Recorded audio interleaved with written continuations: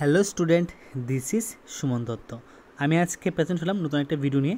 আজকের ভিডিওতে থাকছে ক্লাস 10-এর টার্গেট 2025 এক্সামের জন্য প্রিপারেশান। তো আশা করব আজকের ভিডিওটা অন্যান্য ভিডিওর মতন তোমরা প্রথম থেকে লাস্ট অবধি নিশ্চয়ই দেখবে।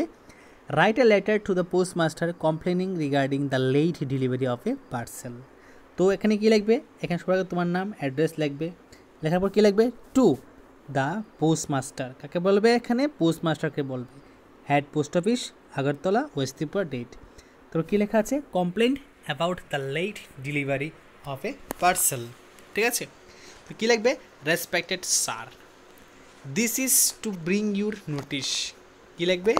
This is to bring your notice that your postman delivered a parcel yesterday. Okay, my parcel arrived 3 days after the promised date.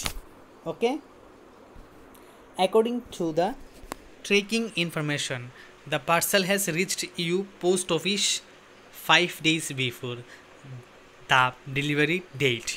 It had been lying there for so long. The late delivery made me suffer a lot. Therefore, I request you to take an immediate action on this matter.